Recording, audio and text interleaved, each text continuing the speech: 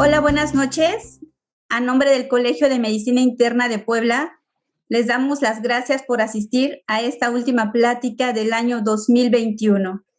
Les deseamos felices fiestas decembrina y al mismo tiempo, hoy tengo el honor de presentar a la doctora Nitzia López Juárez.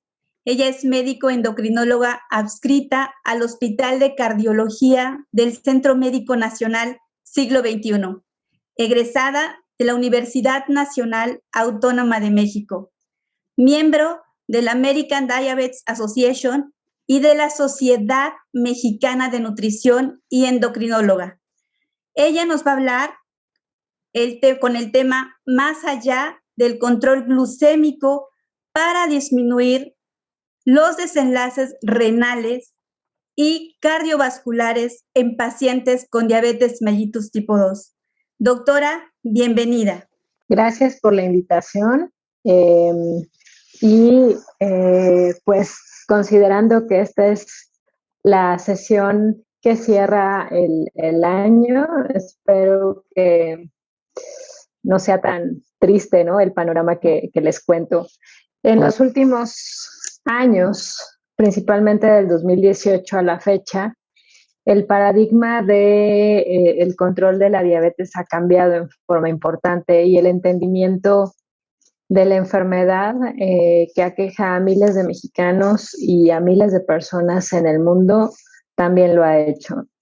Entonces, el título alude un poco a esto y pues voy a empezar y nuevamente pues gracias por la invitación.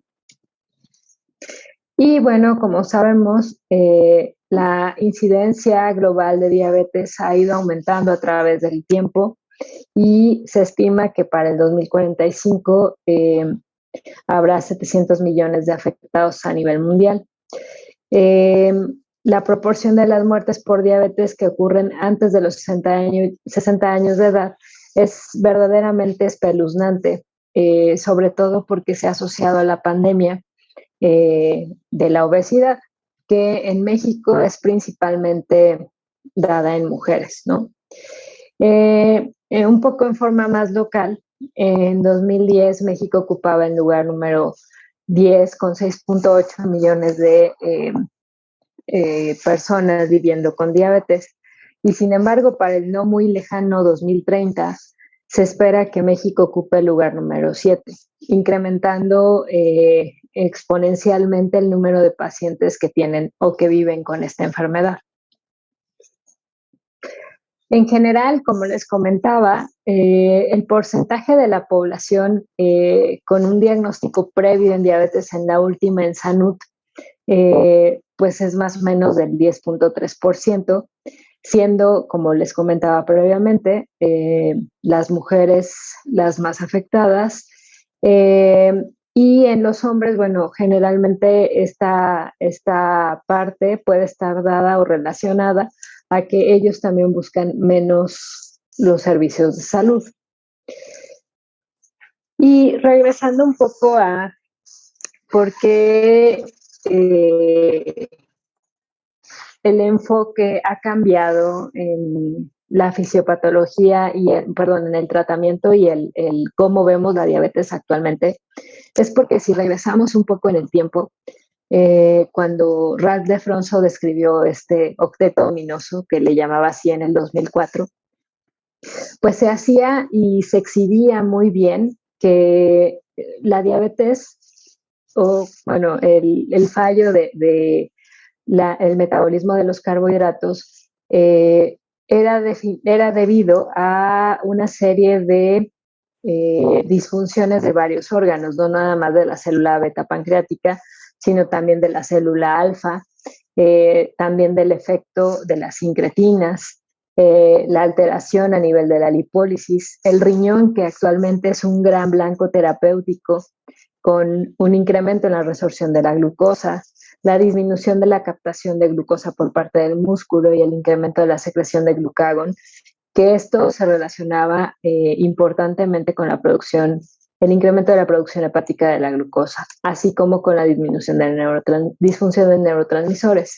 Pero esto en general ha evolucionado y ahorita me parece que vamos en 15 elementos, pero el chiste es que existen otros que nadie hubiera imaginado, como el hueso, como la vitamina D, como el sistema renina-angiotensina-aldosterona y como un sistema inflamatorio que en general hace disfuncionar al sistema ya de por sí enfermo y que nos expone a una alteración mayor cuando no hacemos caso y tenemos o vivimos con obesidad y tenemos factores de riesgo mayores como hipertensión o alguna cardiopatía, ¿no? Entonces, esto es muy complejo y es una red muy difícil de entender en algunas ocasiones, pero nos da una idea de por qué la glucosa no lo es todo. Cuando hablamos de los manejos de riesgo cardiovascular, tenemos que evaluar al paciente completo, que es algo que ustedes hacen a diario, ¿no? Como internistas, no ven solamente una cosa, son expertos en grandes ámbitos de la enfermedad como tal. Entonces, tenemos que controlar todo, el control de la lipidemia, de darle si se requiere alguna terapia antitromótica, el control glucémico, favorecer la pérdida de peso y un estilo de vida saludable. Y aparte, si es hipertenso, bueno, darle terapia antihipertensiva. En este esquema, lo que faltaría también es verificar si tiene o no enfermedad renal, que eso incrementa obviamente el riesgo de padecer un evento cardiovascular. En general, son tres sistemas que se entrelazan y pueden estar afectados al mismo tiempo o disfuncionar uno a uno. Y pues como sabemos, esta triada cardiorreno-metabólica, esta la vemos diariamente, ¿no? Más de la mitad de los pacientes que viven con diabetes son obesos y esto hace que se reduzca la expectativa de vida en más o menos 6 años. Pero aparte, si tiene comorbilidades renales, esto reduce mucho más la expectativa de vida. Y si a esto le sumamos una enfermedad cardiovascular o insuficiencia cardíaca que no detectamos en su momento, pues esto hace que la esperanza de vida sea hasta de 24 meses, ¿no? Entonces es algo como triste.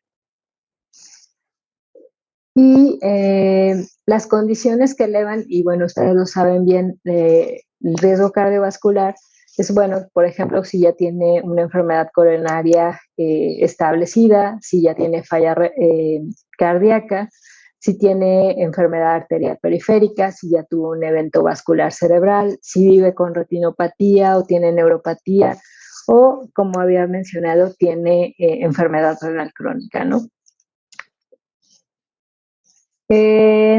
Por lo tanto, cuando sumamos las primeras dos cosas, que es diabetes y enfermedad cardiovascular, como sabemos, en el 2019 la Sociedad Europea de Cardiólogos estableció o estadificó a los pacientes de acuerdo a ciertas características, ¿no? Moderado, alto y muy alto, ¿no? Siendo los de muy alto las que ya tenían alguna enfermedad establecida, enfermedad en algún órgano específico o que tuvieran más de 3 factores de riesgo cardiovascular. Y algo importante que antes no veíamos es que incluyó a los pacientes que viven con diabetes tipo 1, que tienen más de 20 años de evolución. Y esto es porque, bueno, afortunadamente los pacientes que viven con diabetes tipo 1, pues viven más, pero actualmente, desafortunadamente, también tenemos más complicaciones con ellos porque muchos de ellos exhiben una doble diabetes, es decir, viven con ausencia completa de insulina, pero también pueden presentar algo parecido a diabetes tipo 2 por sobreinsulinización en la mayoría de los casos. Y en cuanto a la enfermedad renal crónica, en algunas ocasiones, a pesar del control óptimo de la glucosa y de la presión arterial, pueden enfrentar el riesgo de enfermedad renal. Y en el 2017 se reportó que la enfermedad renal crónica se presentaba hasta en el 12.2% de estos casos. y ocasionaba hasta 52 muertes por cada 100,000 habitantes en México. Entonces, no podemos olvidar esta parte porque no es lo mismo tratar que vive, que fue vivido con esta enfermedad durante años, a de que ya debuta con enfermedad renal crónica, debuta con infarto, por ejemplo. ¿Qué ha cambiado? Al principio de la perspectiva que tenemos es independiente. Hasta 2016, 2017 lo que importaba era disminuir la glucosa y de hecho las guías se iban hacia este punto, ¿no? Cardiovasculares e incluso la complicación que pueden tener estos pacientes. Ya para el 2020 también se incluye que se trate al paciente con agentes que demuestran beneficio cardiovascular, pero que sea esto independiente de la hemoglobina glucosilada. Y en general, los agentes que han demostrado buen desempeño cardiovascular también tienen que ser tomados en cuenta en los factores renales. Y bueno, recién se publicaron los del 2022 hace pues unos días y siguen esta tendencia y toman en cuenta lo que les mencionaba, los análogos del receptor GLP-1 y los inhibidores SGLT2 se vuelven protagonistas de esto. Todavía esto es 2021, me disculpo, como les comento, salieron las nuevas, la actualización hace unos días, probablemente el miércoles de la semana pasada. Entonces, este es un extracto solo de el 2021 en donde se enfatiza la importancia del control del riesgo cardiovascular en el paciente. Y una plática que tenía con los cardiólogos hace no mucho era cómo estadificar en estos pacientes el riesgo cardiovascular. Y eso es complejísimo porque no sé ustedes, pero a los cardiólogos les gustan mucho las escalas ACCBD, ¿no? Las americanas. Pero habían otros cardiólogos de otra escuela que decían, no, mejor estadificarlos de acuerdo a las guías europeas, ¿no? O tomarlas como base. Y la mayoría de los endocrinólogos nos decantábamos por el Globo Risk, porque como ustedes recordarán, existen dentro de ese tipo de calculadoras población mexicana. Entonces, el chiste de enfatizar la importancia del riesgo cardiovascular es que lo vean y que lo traten, porque finalmente de eso se mueren los pacientes que viven con diabetes. Y por eso la diferencia es pensar, ok, ¿tiene un infarto o tiene falla cardíaca? Y entonces es decidir, ok, a este le mejoraría la vida, pues igual si le doy un inhibidor SGLT2 o si le doy un análogo del receptor GLP-1, ¿no? Entonces, estas recomendaciones del manejo del riesgo cardiovascular, por ejemplo, en pacientes que ya está establecido o que tienen falla renal, el inhibidor es la elección, y que si tienen igual múltiples factores de riesgo cardiovascular, pero sin tener no necesariamente ni falla cardíaca ni falla renal, un análogo del receptor GLP-1 sería mejor. Para falla cardíaca, bien sabemos que los SGLT2 los inhibidores SGLT2 son lo idóneo.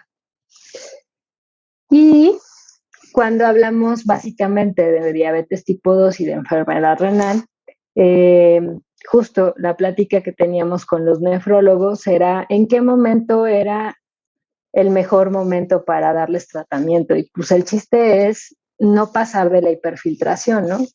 Y es muy difícil en algunos casos encontrar ese tipo de pacientes porque la mayoría de ellos ya pasaron de ese estadio.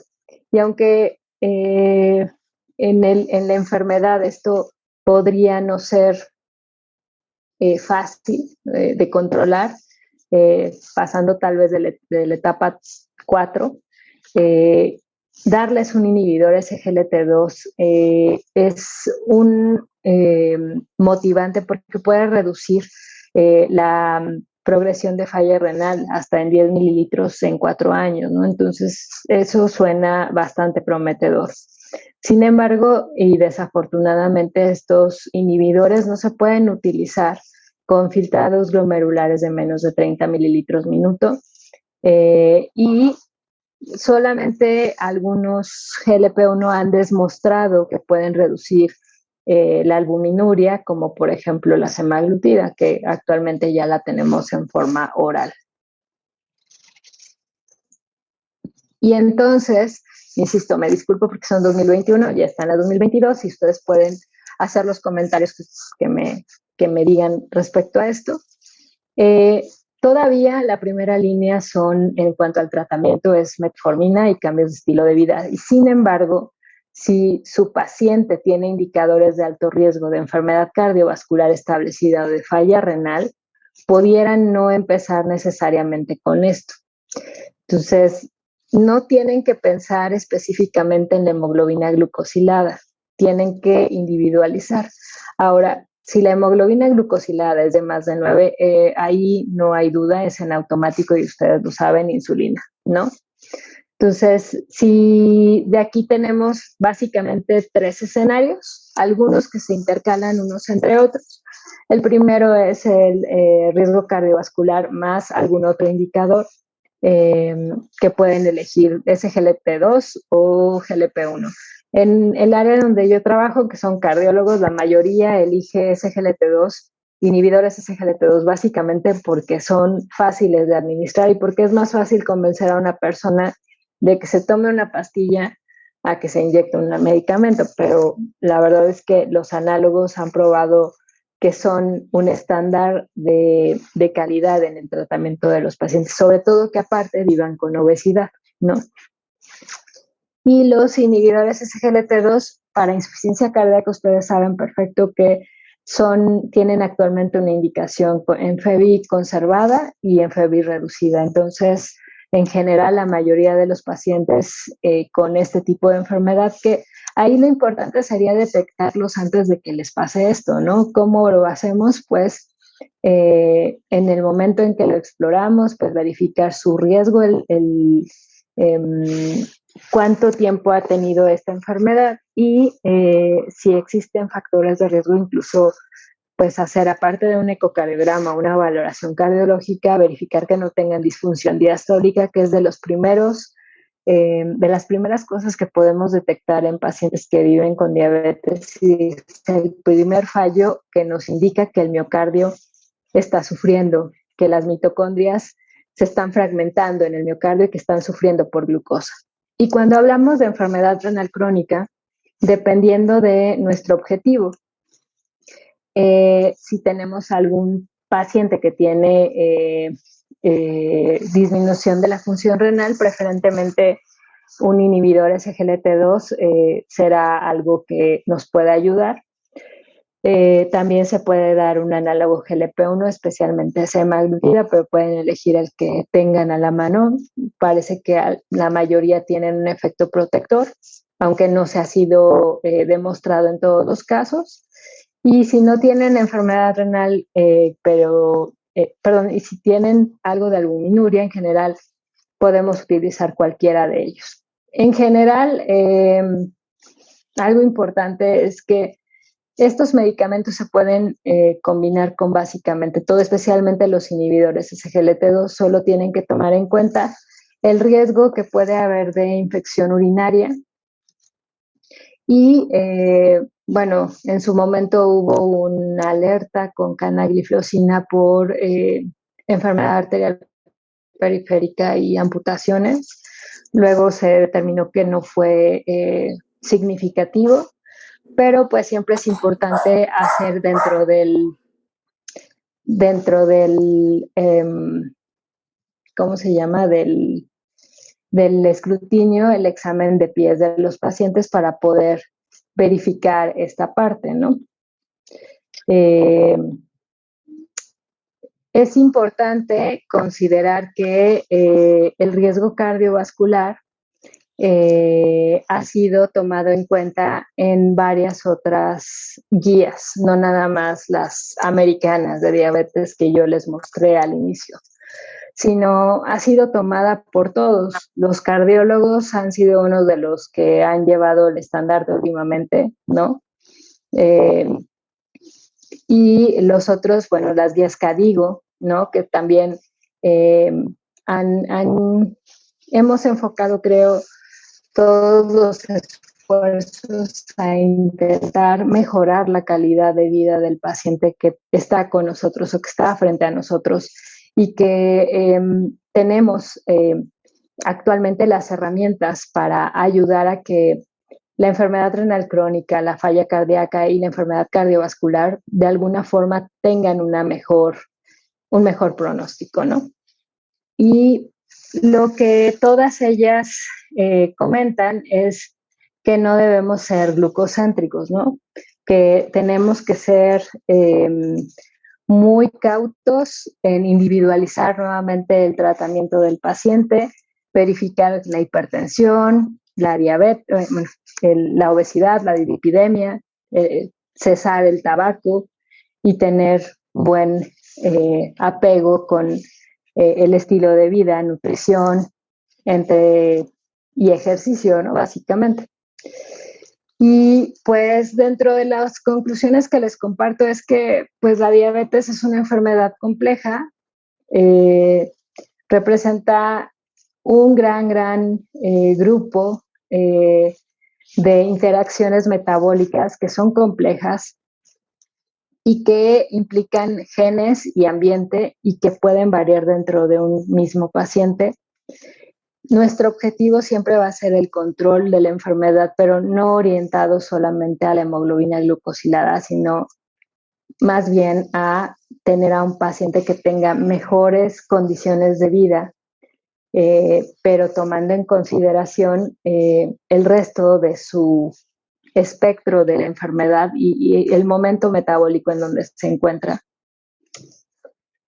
Y que es importante evaluar la evidencia nueva, ¿no? Que se ha puesto en muchos artículos y que antes de optar por una meta en el manejo de diabetes, hay que considerar lo siguiente. Aun cuando controlemos a un paciente, no sé, que esté en 18 de hemoglobina glucosilada, no lo sé, muy descontrolado, y lo llevemos a normalidad o a control a 7, persiste el riesgo cardiovascular porque esas células tuvieron daño. Y el efecto legado del control de la glucosa, que se llama o se conoce también como memoria metabólica, no mejora solamente con tener a un paciente en control, ¿no? Sino que necesita forzosamente estar bien orientado acerca de su papel como paciente que vive con diabetes y que a pesar de que él se cuide mucho, coma mejor, el pasado no se puede borrar y los fármacos pues no son mágicos, ¿no? Y lo que he repetido en forma incesante en esta plática es la necesidad de individualizar el tratamiento porque no todos necesitan empezar con metformina. Si alguien tiene la necesidad de hacerlo o es selectivo para ello, pues adelante, pero en la actualidad contamos con terapias que pueden ser un salvavidas para las personas y pueden mejorar el pronóstico y reducir el riesgo de presentar complicaciones que, aparte de mermar la calidad de vida, pueden costarles la vida. Y pues como es una plática de fin de temporada de cierre del colegio, lo hice pausado y lo hice muy resumido, pero no sé, me gustaría escuchar sus preguntas en caso de tenerlas. Gracias. ¿Alguien del auditorio que tenga alguna pregunta para que podamos activar sus micrófonos y sus cámaras? Sí, no sé si me gustaría preguntarle a la doctora, hace unos años, no mucho, se empezó a hablar de lo que era la cetoacidosis euglucémica asociada a los inhibidores del SGLT2. No sé realmente si la doctora pudiera comentarnos algo, porque dentro de la seguridad que tienen estos inhibidores, realmente yo jamás en la vida he visto un caso, y si lo vi, pues yo creo que ni lo pensé. Entonces me llamó la atención cuando empecé a ver algunos artículos que comentaban esta entidad, que me sonó un poco como fuera de contexto, pero hace algún año por ahí dentro de la revista de la Sociedad Médica del Colegio de Medicina Interna se publicaron algunos casos de cetoacidosis euglucémica. No sé por qué mecanismo estos inhibidores, o no sé si usted ha tenido experiencia en estos casos, cómo poder detectar nosotros a estos pacientes. Claro, generalmente se da porque el paciente está descontrolado y cuando uno le da un inhibidor SGLT2 principalmente reduce la glucosa, digamos, diurna, postprandial. Entonces va reduciendo su requerimiento de insulina y la glucosa realmente no va a subir demasiado porque la sigue estirando, pero vas reduciendo poco a poco el requerimiento de insulina porque tú asumes que está controlado. Poco a poco este tipo de pacientes activan mecanismos que generan un poco de beta oxidación y al no tener insulina suficiente entran en cetoacidosis normoglucémica. Realmente y afortunadamente son pocos los casos reportados.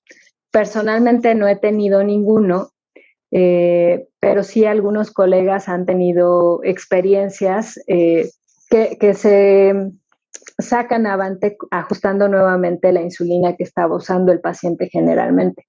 Por ejemplo, también cuando tenemos una persona que vive con diabetes descontrolada en forma severa, darle uno de estos a lo mejor no es tan buena idea, porque a la vez que estamos tirando glucosa, y aunque puede ser muy bueno a largo plazo, podríamos precipitar alguno de estos eventos, porque lo que hace falta ahí en el mecanismo es insulina en realidad.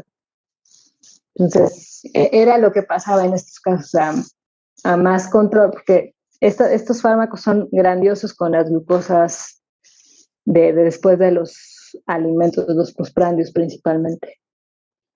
Doctora, tenemos una pregunta en el chat que dice, muchas de las calculadoras de riesgo cardiovascular no incluyen adultos mayores, que representan gran proporción de los pacientes que vemos. ¿Usted recomendaría el uso de alguna en particular en estos pacientes? Gracias.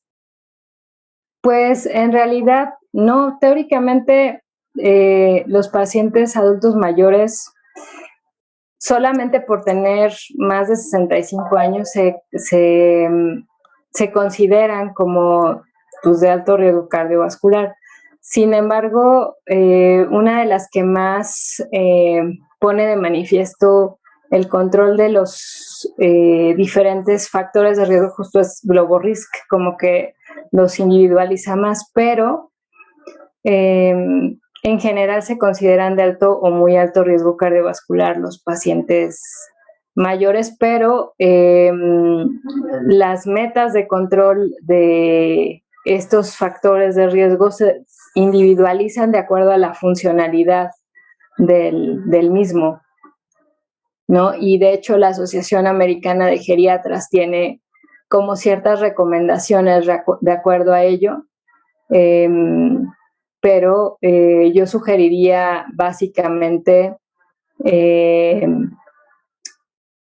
estadificar a todo el mundo, ¿no? Finalmente todos contamos con riesgo cardiovascular en mayor o menor medida y es un gran continuo. Entonces, por ejemplo, aquellos que tienen riesgo cardiovascular muy alto, por mucho que mejoremos su estado, siempre van a ser o altos o muy altos, eso nunca va a cambiar. Entonces, la calculadora es útil, sobre todo en pacientes que son un poco más jóvenes, ¿no? O en aquellos que no tienen estadificado o que son de riesgo teóricamente moderado y que son jóvenes, no sé, menores de 45 años o incluso de 60, ¿no? Y que podemos hacer maniobras para mejorar su estado. Doctora, yo tengo una pregunta. ¿Cuáles son los biomarcadores clínicos que son útiles para evaluar el riesgo cardiovascular en el paciente con diabetes mellitus? Pues bueno, uno de los principales y sigue siendo, aunque insisto, no es como esta parte, ¿no? El colesterol LDL sigue siendo uno muy bueno.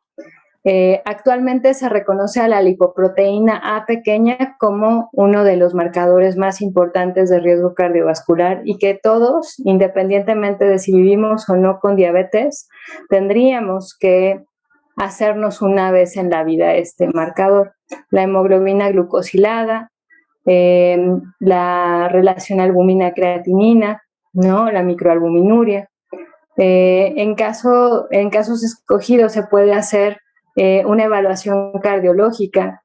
E insisto, uno de los principales, aunque no es un biomarcador, es la disfunción diastólica. Ya cuando tenemos algún marcador de alteración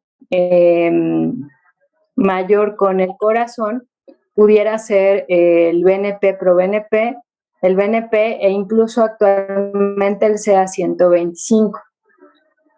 Pero yo creo que finalmente con algo que sí tenemos acceso son los primeros que mencioné, como la hemoglobina glucosilada, el colesterol LDL, el colesterol total, incluso los triglicéridos siguen siendo como el patito feo del problema, porque si bien es cierto, son causantes u origen de VLDLs que se van a insertar en el endotelio vascular y son partículas de menos de 70 nanómetros que van a ser altamente aterogénicas. Por ahora, en general, no hay una recomendación específica, aunque se supone que triglicéridos de menos de 150 sería la meta idónea.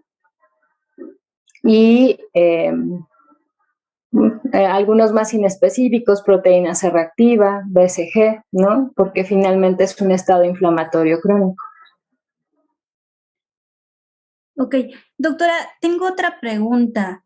¿Se debe intensificar el tratamiento antitrombótico en el paciente con diabetes y el alto riesgo cardiovascular? Pues cuando ya tienen un evento, sí, por supuesto, como cualquier otro evento cardiovascular, requiere tratamiento con algún tipo de antiagregante o antitrombótico, ¿no? Sobre todo porque algunos pacientes que viven con diabetes, y esto se ha demostrado en los estudios, viven con, aparte de la disfunción miocárdica y la fragmentación de las mitocondrias, alteraciones con neuroconducción, ¿no? Y se asocia mucho este tipo de problemas a arritmias como la fibrilación auricular, que es un estado que pudiera ser un factor de riesgo para otro evento, ¿no? No nada más un infarto.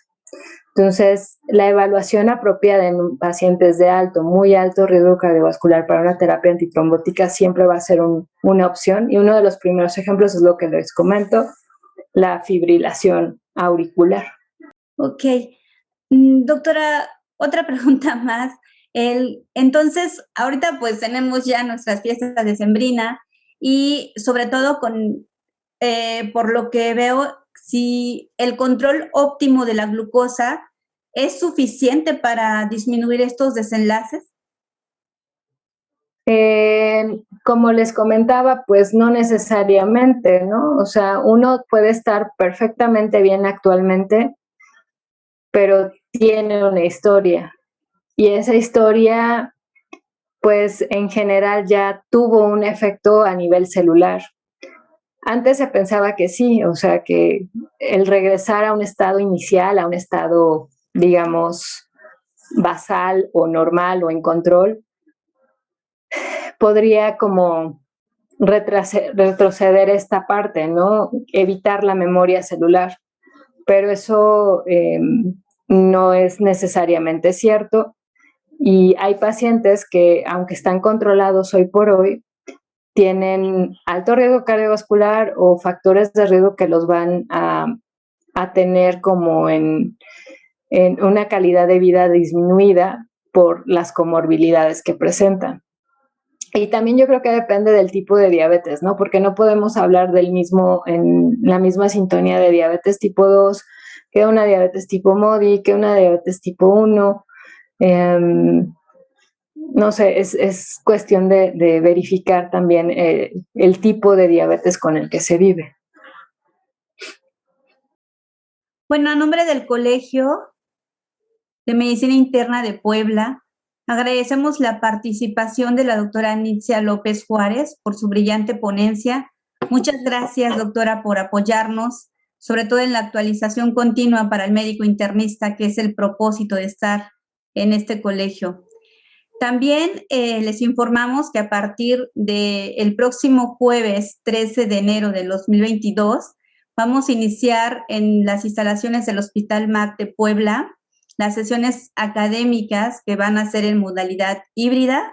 También los invitamos a visitar ya nuestra página comiet.com y sobre todo en las próximas sesiones que serán en la modalidad ya híbrida a los médicos que nos acompañen.